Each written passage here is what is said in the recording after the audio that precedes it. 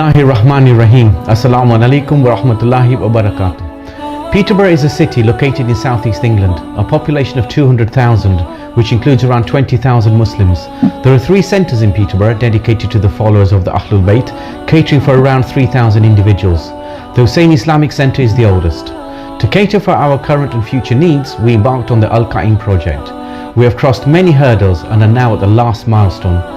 Everyone has been very generous towards our project, and rewards will both be seen in this life and in the hereafter. We are still in urgent need to raise £2 million and we need your help. I humbly request you to please donate towards our project to help ease our deficit. Every penny that you donate is Sadaqah al-Jariyah, an investment that will transition to our eternal abodes, making them the best forms of investment and will serve you well before the Almighty. Please act today and let's make our first majlis of Imam Husayn alayhi salam happen in our new centre. Thank you.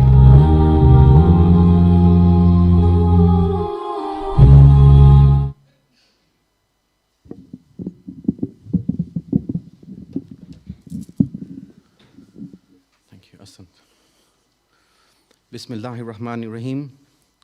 Azumallahu ajurana wa ajurakam min musabi Aba Abdullah alayhi salam. Inna lillahi wa inna ilayhi raji'un. May the blessings of Allah subhanahu wa ta'ala be upon those who sacrificed themselves for us to be here in order to commemorate. May the peace of Allah subhanahu wa ta'ala be upon Husayn, the children of Husayn, the companions of Husayn alayhi salam. I would like to first of all thank the speakers, the reciters before me, for helping us to shed tears for Ya Aba Abdullah, because it is those tears that inshallah Allah will accept and may grant us Jannah. Ilahi Ameen. So I stand before you as the president of the Peterborough Jamaat. I'm sure you all know Peterborough and Leicester have a very close relationship. We play sports together. I've been here many a time to run various training courses for your camps under safeguarding and attended various programs that have been hosted by Leicester. And I'm sure lots of you have been to Peterborough and seen our centre.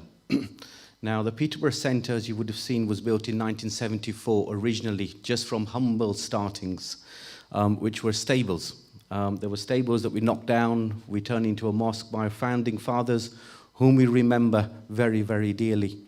And it was the first center for the Ugandan Asians that moved into this part of the world. In 1992, we embarked on a mission in order to upgrade the center because it was very, very outdated. And the center that is there at this moment in time was built in 1992 and is in dire need of an upgrade. So what we decided to do, Allah opens doors for us. He opens doors for us in various ways. And one of the ways that He did that, it was that He allowed us an opportunity for the building that was absolutely directly behind the one we have at the moment to be coming up for sale. And we said, let's not wait. This is a building that we're going to call Al-Qaem. We're going to extend our whole building. So we're going to have a number of classrooms that have now been extended. We have classrooms that have been built for our madrasa children. And let me just go through piece by piece what we're trying to achieve. We named the project the Al-Qaem project. And there was a purpose behind that.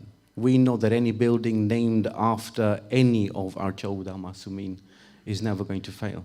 There will be barakah upon barakah upon barakah. Yeah?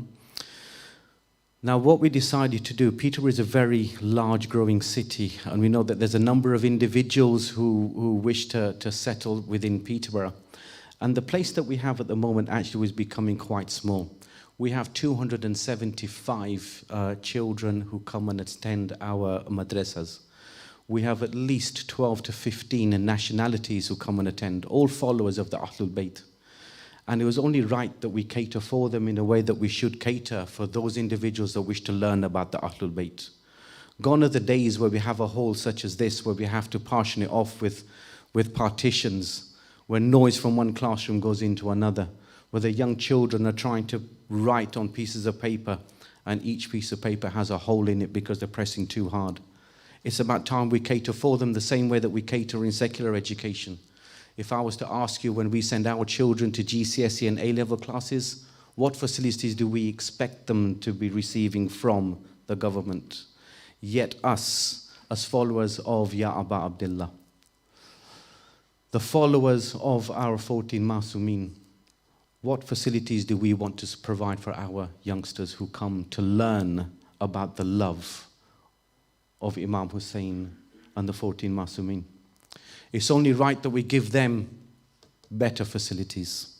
And as a result, upstairs in the new extension that we've built, we've now managed to cater for not only an interactive library and study room, but we've also managed to promote and to get 5 different classrooms that will cater for the number of children that we have. We don't no longer have to teach them in the facilities that we've given them, which were inadequate. State-of-the-art classrooms are going to be built upstairs. We have an auditorium where we can hold seminars. We can invite individuals from outside of the community to come and join us, to have debates, to have discussions. Somewhere where we can be proud of, and somewhere where the whole entire site, our 12th Imam alayhi salam, can be proud of. Downstairs, we're embarking, and we've built a ladies' Imam Barga, which is quite large. And for the first time, the ladies' Imam Barga is going to be larger than the gents' Imam Barga, which is, again, a conscious effort on our behalf. I think for far too long, the gents, we seem to have the best facilities when it comes to the Imam Barga. But it's the ladies, the sisters, yeah, our mothers, that really we need to be looking after. So we've embarked on a large ladies' hall. And we're hoping that as a result of this large ladies' hall being built, that the ladies feel as if they're now coming to a mosque rather than coming to a room that we've sidelined for them. We've also got kitchen facilities and that are being built for our ladies, as well as other areas such as wuzu rooms and extra toilets and everything else. But the other part of what we're trying to do also is, and you know, Sayyid Ammar is sitting here, my 2 office bearers, so I've got Abbas Manji, who's sitting here as my vice president, and Salim Remtullah, who was the previous president before me, will testify that, you know, this building that we've now got, it's something that we should be proud of. Yeah, we're short of funds, but it's a building that we really need to be proud of in the name of the 12th Imam. Now, the issue comes that we have a building that we're building brand new, and we've got a building that's existing center that needs to be upgraded. There is no point in making a brand new building and having a building that's still old. I want a building, I can tell you, and we all do. I'm sure you share my dream that if the 12th Imam comes to this world, he needs to be proud not only of the facilities that we are providing to keep the name of Imam Husayn alive. He needs to be proud of what facilities we have given to the young children, to the mothers, to the sisters, and to our daughters. Am I right? Yeah. And in order to do that, you know, it's a no mean feat. There's a whole team that does building. There's a whole team that makes sure it's working. There's a whole team that makes sure that the architects have done the correct drawings and the builders are building what they need to build and everything is happening. There's a whole team that does that. And I pray sincerely with a clean heart that Allah subhanahu wa ta'ala accepts all the efforts that they're putting in to make our vision and our dream come true. Your sister Jamaat in Peterborough is asking for your help. Is asking for each one of you here today to please, please, please invest in your future. Invest in your children's future. Your children's future and your future is in this world. We will see them grow. We will see them be proud of following the Ahlul Bayt's mazhab. But at the same time, your future is also in the Akhirah. Let us invest in the Akhirah now, whilst we have the opportunity. And whilst we have the opportunity now to be able to do that, what I ask you sincerely to do is take out your credit cards.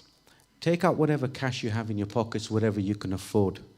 Come and talk to myself, Salim or Abbas. We have contactless payments. I'm sure the Treasury team is going to help us with cash. Donate something. That one thing that you donate today will put you in good stead for your life hereafter. This is our opportunity to be able to invest in something that we cannot underestimate. I have somebody who sent me a hadith not so long ago. And I just want to read this out. The Holy Prophet, sallallahu alayhi wa alihi wa sallam,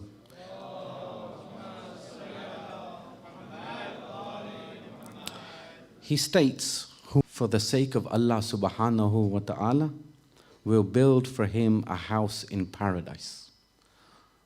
There's nobody in here who doesn't want a house in paradise. Let's follow the hadith of the Holy Prophet. Help us to be able to cater for the future of our children. And I promise you, when COVID is over, the building is up, each and every one of you will be invited to come and celebrate us opening our new center.